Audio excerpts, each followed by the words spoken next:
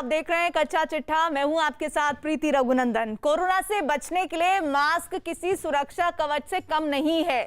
News 18 इसी सुरक्षा कवच यानी मास्क के लिए मुहिम चला रहा है।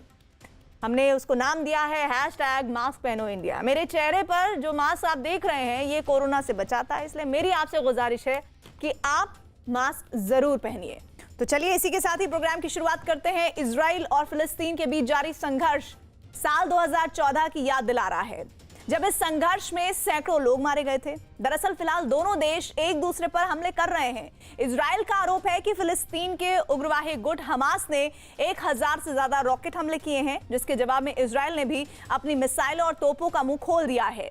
इजराइल ने गाजा शहर में ताबड़तोड़ हमले करने शुरू कर दिए, जिससे जान माल का काफी नुकसान हुआ है। ऐसे में जानकार आशंका जता रहे हैं कि दो देशों के बीच जारी संघर्ष विश्व युद्ध की शक्ल भी ले सकता है।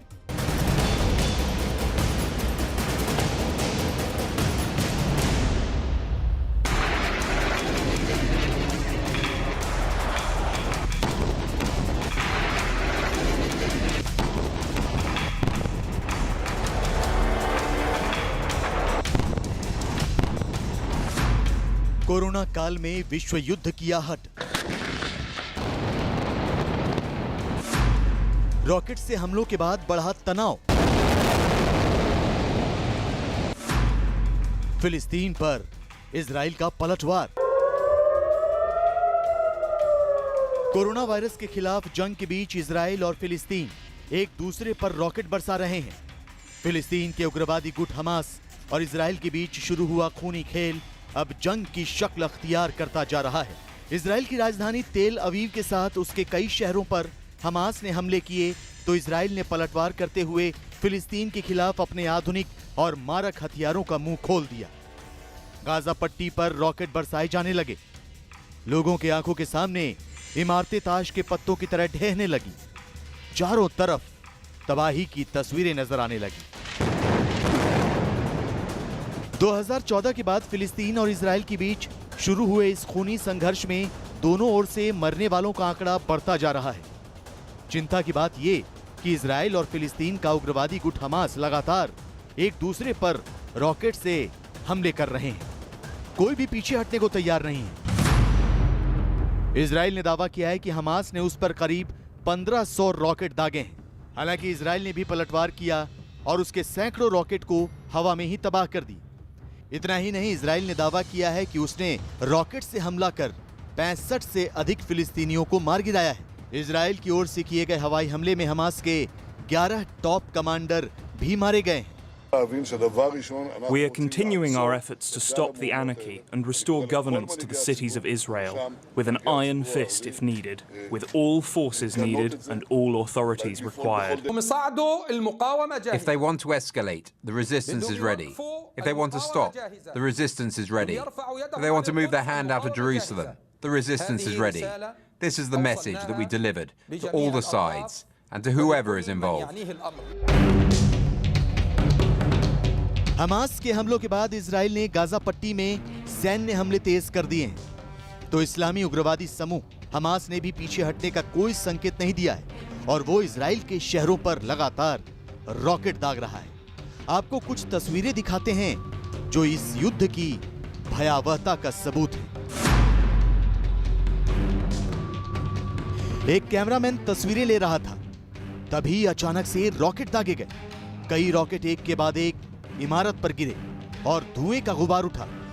कैमरामैन तस्वीरें लेता रहा और यकीन मानिए इसके बाद जो हुआ वो हैरान करने वाला था।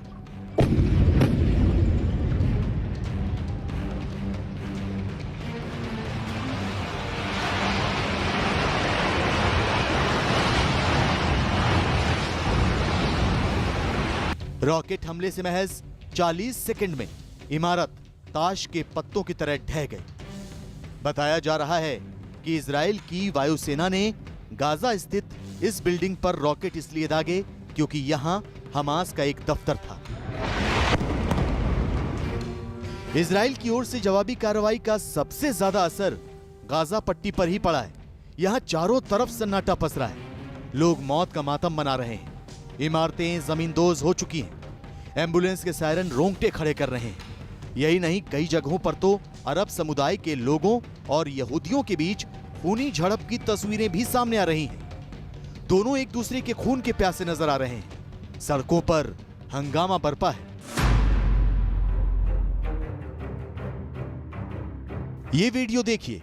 हमास की ओर से किए गए रॉकेट हमलों का ये वीडियो तस्दीक करता है कि फिलिस्तीन और इजराइल के बीच का टकराव कितना भयानक रूप ले चुका है। रात के अंधेरे में आसमान से जमीन पर अग्नि वर्षा हो रही है। एक के बाद एक रॉकेट दागे जा रहे हैं। इजराइल का आरोप है कि हमास के उग्रवादी तेल अवीव समेत उसके शहरों को टारगेट कर रहे हैं। यही नहीं, हमास ने भी एक वीडियो जारी किया है। दावा किया जा रहा है कि हमास ने मिसाइल से हमला कर इजरायली सेना की एक जीप को उड़ा दिया। जो घटा हुआ है वो मानवता का हुआ है। लोग मरे हैं, चाहे वो इजराइल के थे, चाहे वो हमास के साइड में थे। जिन लोगों की, जिन जानों की क्षति हुई है, उन फैमिलीज से पूछिए, क्या वो ये कहना चाहेंगे कि यस, इस तरह से चलते रहने देना चाहिए? मुझे लगता है दोनों ही देशों की हार है, पूरी मानवता की हार है। उधर अमेरिका के राष्ट्रपति जो बाइडेन ने हमास और इजराइल के बीच जारी युद्ध पर बयान दिया है।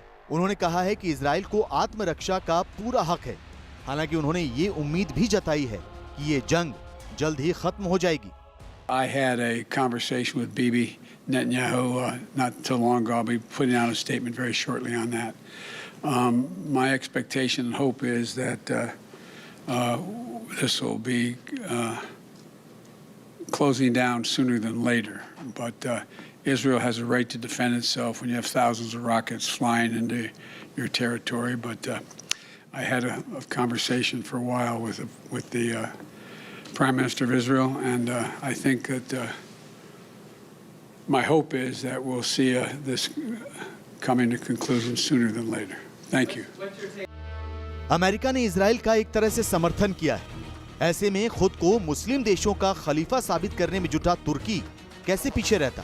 तुर्की ने मुस्लिम देशों से एकता की अपील की है। तुर्की ने मुस्लिम देशों से अपील की है कि इजराइल के खिलाफ एक स्पष्ट फैसला लेने का वक्त आ गया है। टर्की ने रशिया के साथ संबंध किया है, तो इजिप्ट, टर्की, रशिया ये कोशिश कर रहे हैं कि वहां पर अपना प्रभुत्व दिखाकर किस प्रकार से पैलेस्टीन का साथ दें। दूसरी तरफ बाइडेन प्रशासन ने साफ कह दिया है कि इजराइल को अपनी आत्मरक्षा का पूरा हक है। इजराइल और फिलिस्तीन के बीच विवाद 120 साल पुराना है। इजराइल और फिलिस्तीन के बीच टकराव की शुरुआत यहूदियों और अरब जगत के लोगों के लिए स्वतंत्र राष्ट्र की स्थापना के संघर्ष से हुई थी। 1947 में संयुक्त राष्ट्र के इजराइल के अस्तित्व को मान्यता देने के बाद से ही इलाके में हिंसा और तनाव का दौर जारी है। लेकिन मौजूदा संघर्ष इस तरह गहरा जाएगा कि आर पार की लड़ाई की आशंका जताई जाने लगेगी। ये किसी ने सोचा नहीं था। जिस तरह फिलिस्तीन ने इजराइल के तेल अवीव समेत दूसरे शहरों को निशाने पर लिया है, उससे तनाव बढ़ गया है। लेकिन इजराइल ने फिलिस्तीन के हमलों को बहुत हद तक नाकाम करने में कामयाबी हासिल की है। और इसी के तहत ही जो स्थितियां बन रही हैं, उससे जुड़ी हुई हमारी अगली रिपोर्ट देखिए, जिसमें इजराइल ने अपने आयरन डोम नाम के एयर डिफेंस सिस्टम को पहले से ही मोर्चे पर तैनात कर रखा था, जिसने फिलिस्तीन की ओर से आते रॉकेट और मोर्टार को आसमान में ही नष्ट कर दिया। आइए आपको दिखाते हैं किस तरह इजराइल के रक्षा कवच ने सैकड़ों लोगों की जान को बचाया है।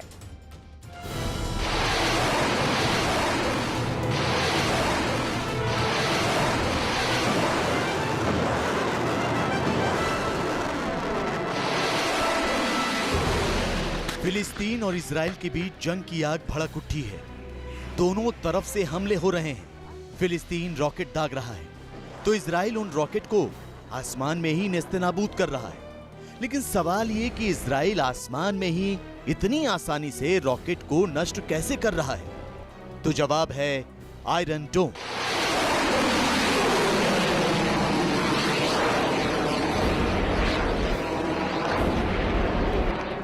इजराइल का दावा है कि आयरन डोम एयर डिफेंस सिस्टम से उसने 90% मिसाइलों और रॉकेट को हवा में ही नष्ट कर दिया।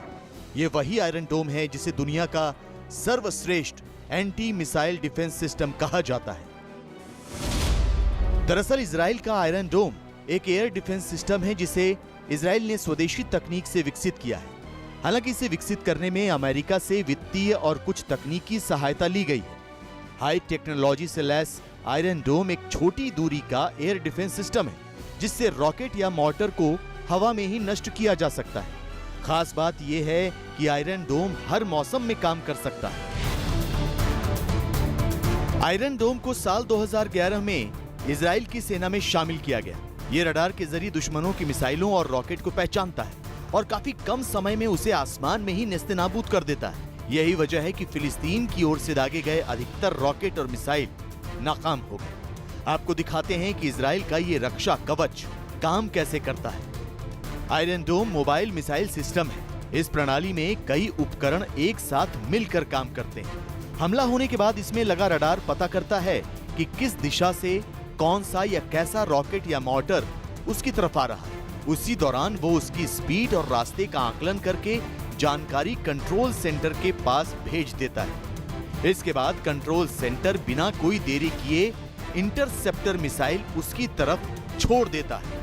लॉन्चर में लगी मिसाइल को कंट्रोल सेंटर या इसके अंदर लगे रडार से लगातार निर्देश मिलते रहते हैं और वो अपने निशाने का पीछा आखिर तक करती है। डिफेंस सिस्टम में लगी मिसाइल हमला करने आ रहे रॉकेट या लॉन्चर के करीब जाती है और फट जाती है। लेकिन आयरन डोम का काम यहीं खत्म नहीं होता। इसके बाद वो रेंज और निशाने पर लिए गए इलाके की दिशा की जांच करता है और वार्निंग सायरन बजाता है।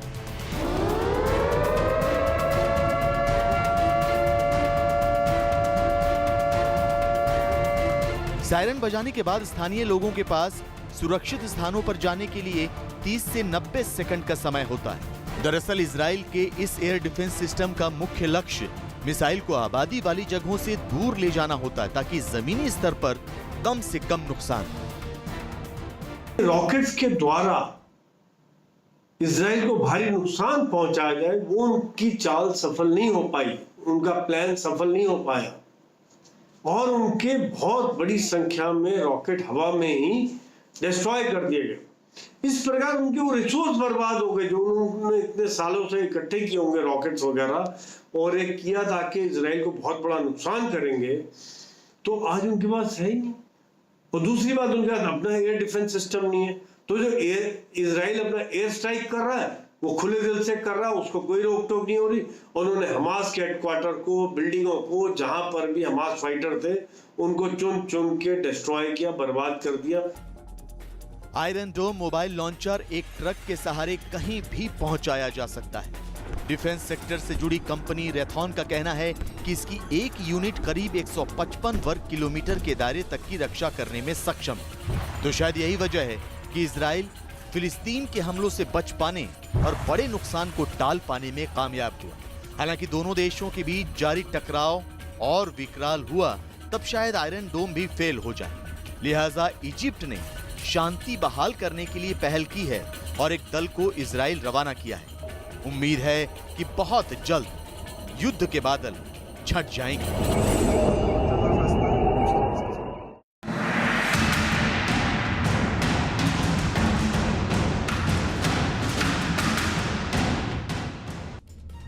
और अब बात करते हैं कोरोना की। क्या आप जानते हैं कि देश में कोरोना की दूसरी लहर ने अपना नया रूट चुन लिया है? उस नए रूट पर वायरस ने तबाही का जो ट्रेलर दिखाया है वो पूरे देश के लिए बहुत चिंताजनक है, क्योंकि अब तक हमने और आपने कोरोना की दूसरी लहर के सामने शहरों की उखड़ती सांसों का दर्द देखा है। लेकिन अब आपको कोरोना वायरस के नए रूट पर लेकर चलते हैं जहां वायरस ने साइलेंट तरीके से घुसपैठ कर ली है। हम बात कर रहे हैं गाँव में कोरोना विस्फोट की, जहां न ठीक से टेस्ट हो रहे हैं, न समय पर रिपोर्ट आ रही है, न आइसोलेशन सेंटर पर जरूरी सुविधाएं हैं और न ही अस्पतालों में कोरोना से निपटने के इंतजाम, ना पर्याप्त डॉक्टर्स, ना दवाएं। इससे जिन गांव में आजकल के मौसम में फसल की कटाई के बाद खुशियां घर घर दस्तक देती थी, शादी ब्याह होते थे, वहां अब कोरोना का मातम गूंज रहा है। देखिए देश के गांवों से कोरोना पर न्यूज़ 18 की ग्राउंड रिपोर्ट।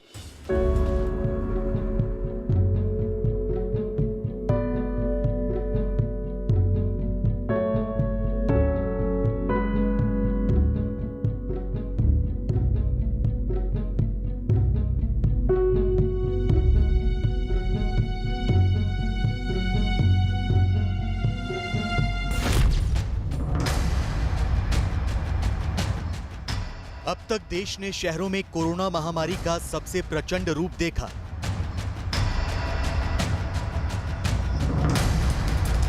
लेकिन क्या आप जानते हैं कि पिछले 15 दिनों से गांवों में क्या हालात हैं? आज आपको कई राज्यों के अलग अलग गांव से कोरोना की सबसे सच्ची ग्राउंड रिपोर्ट दिखाएंगे।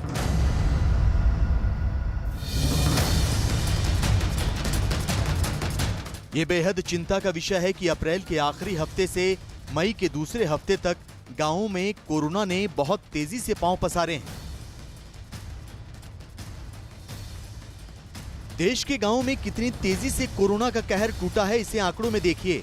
महाराष्ट्र में 9 अप्रैल से 9 मई के बीच कोरोना के नए केस 24% बढ़ गए। वहीं उत्तर प्रदेश में इस दौरान कोरोना केस में 14% की बढ़ोतरी दर्ज की गई। मध्य प्रदेश के ग्रामीण इलाकों में 9 अप्रैल से 9 मई तक कोरोना केस 5% की दर से बढ़े हैं। इसके अलावा गुजरात में सैकड़ों गांव कोरोना से प्रभावित हैं। मेडिकल सुविधाओं के अभाव में लोग जमीन पर लेटकर इलाज करवाने के लिए मजबूर हैं। वहीं बिहार के गांव में कोरोना के मामलों में चिंताजनक रूप से 23% की बढ़ोतरी दर्ज की गई है। कोरोना की दूसरी वेव आएगी, इसके बारे में इसी मंच से बार बार शब्दों में, अलग शब्दों में जागृत किया गया। 20% सीरो पॉजिटिविटी है, 80% लोग वल्नरेबल हैं, वायरस कहीं गया नहीं है, दूसरे देशों में भी वायरस उभर के वापस आता है। ये चेतावनी, ये थॉट हमेशा रही है। माननीय प्रधानमंत्री जी ने 17 मार्च को इमर्जिंग सेकेंड वेव के बारे में देश को बिना पैनिक क्रिएट करते हुए कन्वे किया कि हमें इससे लड़ना है। शहरों में कोरोना की दूसरी लहर ने आंसुओं का सैलाब ला दिया था, लेकिन अब गांवों में भी कोरोना का दर्द आंखों से दरिया बनकर बह रहा है।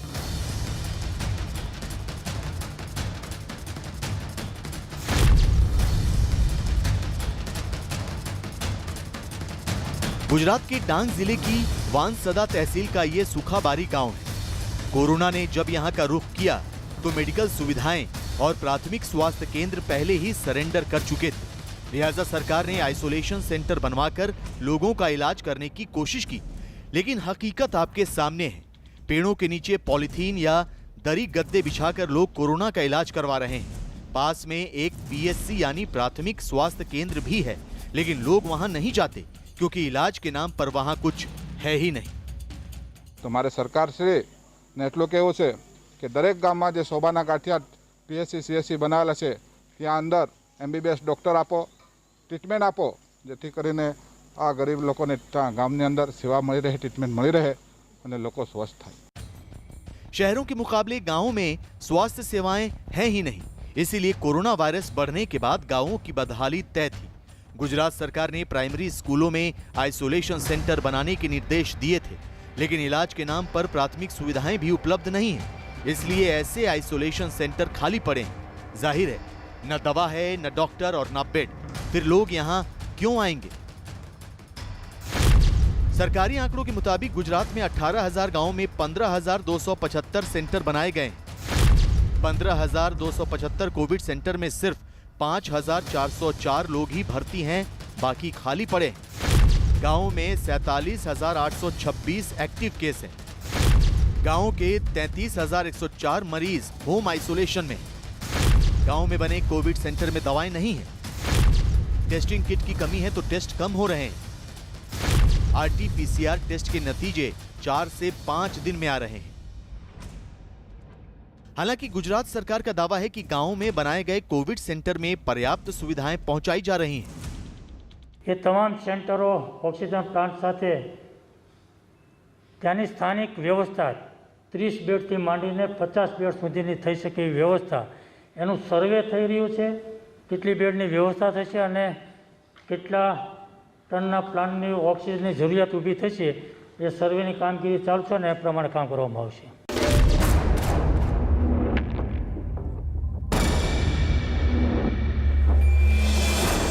गुजरात के छोटा उदयपुर जिले के कनलवा गांव में कोरोना तो क्या, सामान्य इलाज के लिए भी लोग तरस रहे हैं। सरकारी स्वास्थ्य केंद्र पर ताला लगा है। 5,000 की आबादी वाले इस गांव के लोगों का दावा है कि कोरोना ज्यादातर घरों में दस्तक दे चुका है, लेकिन डॉक्टर एक हफ्ते में एक बार आते हैं, वो भी सिर्फ 2 घंटे के लिए। ડોક્ટરો જો આજે લીધા હોત તો આજે આ અમારી પબ્લિક મરી ના હોત. અને આ ડોક્ટર આજે અહીંયા ડોક્ટર નથી, પણ તેમ છતાં સ્ટાફ નર્સ પણ 24 કલાક અમને આ કરનલવા ગામની અંદર જોઈએ, જેથી અમારે આજુબાજુમાં 10 ગામડા આવરાયેલા છે, એ ગામના માણસો અહીંયા લાભ લઈ શકે.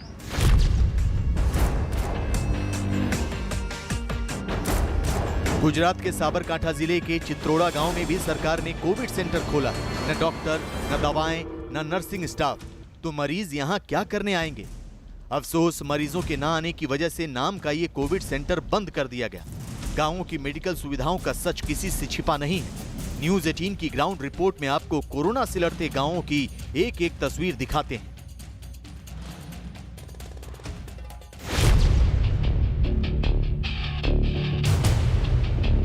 दिल्ली के पास ग्रेटर नोएडा वेस्ट के कई गांवों में लोगों ने कोरोना से 15 दिनों में 20 से 25 लोगों की मौत का दावा किया है. ये ग्रेटर नोएडा वेस्ट का जलालपुर गांव है, जिसकी आबादी करीब 5000 है. यहाँ कोरोना का कहर बहुत ज्यादा है.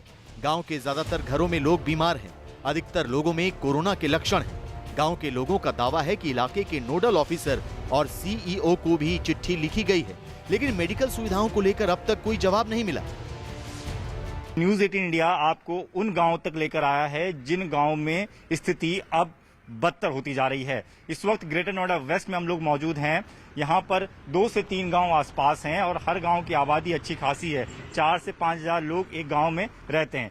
लेकिन इस गांव के लोगों से जब बातचीत हुई तो पता चला कि रोजाना कई लोगों की यहां पर मौतें हो रही हैं. पिछले 15 दिन के अगर आंकड़ों की बात करें तो आसपास के हर गांव में 20 से 25 लोगों की मौत हो रही है. बता रहे थे कि आपके गांव में तो पिछले 15 दिन में 20 से 25 लोगों की मौत हुई है, जिसमें यंग लोग ज्यादा थे. आपने बताया कि 2 भाइयों की एक ही घर में मौत हो गई है. जी जी, ये ग्रेटर नोएडा वेस्ट के जितने भी गांव हैं सब में 20-25 का एवरेज 10 दिन का है.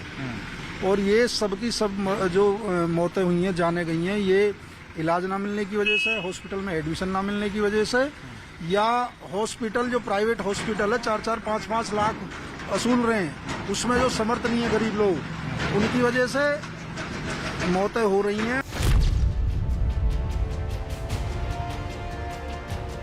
ग्रेटर नोएडा वेस्ट के जलालपुर गांव के पास सादोपुर गांव में भी लोगों ने कोरोना से 10 मौतों का दावा किया है.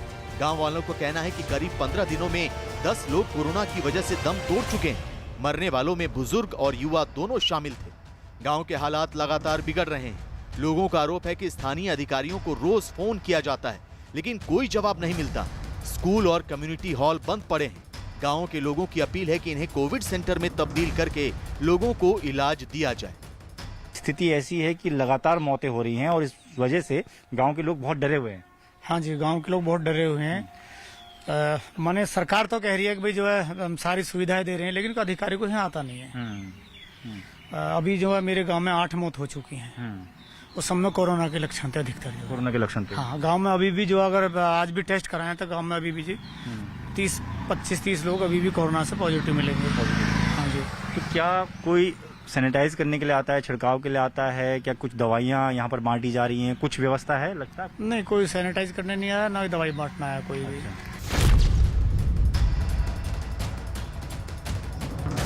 ग्रेटर नोएडा के सादोपुर गांव की तरह नोएडा एक्सटेंशन के खैरपुर गुर्जर में भी हालात बेकाबू हो रहे हैं. कोरोना के लक्षण वाले लोगों की जांच समय पर नहीं हो पा रही, जिसकी वजह से वायरस दूसरों में फैलने का खतरा बढ़ रहा है. जो लोग बीमार हो रहे हैं उन्हें ना तो आइसोलेट करने का इंतजाम है और न ही इलाज की कोई व्यवस्था. 7000 की आबादी वाले इस बड़े से गांव में 40 दिनों में 25 से ज्यादा लोगों की मौत हो चुकी है. देश की राजधानी दिल्ली से 23 किलोमीटर दूर और नोएडा से 12 किलोमीटर की दूरी पर स्थित खैरपुर गुर्जर गांव का आज हम दौरा करेंगे और जानेंगे कि कोरोना की वजह से इस गांव का क्या हाल है. क्योंकि गांव वालों की तरफ से दावा किया गया है कि कोरोना की वजह से यहां कई लोगों की मौत पिछले 1.5 से 2 महीने में हुई है. तो चलते हैं खैरपुर गुर्जर गांव में. नोएडा एक्सटेंशन के खैरपुर गुर्जर गांव में रहने वाले नितिन का दर्द जानकर किसी की भी आंखें नम हो जाएंगी.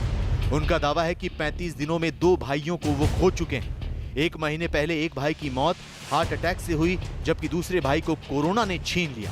कोरोना पॉजिटिव भाई को बचाने के लिए 35,000 रुपए का ऑक्सीजन सिलेंडर ब्लैक में लेकर आए, लेकिन अस्पताल में बेड नहीं मिला और समय पर इलाज भी नहीं हो सका. इलाज चल रहा था, बस बाहर से एडमिट कहीं नहीं हुआ था.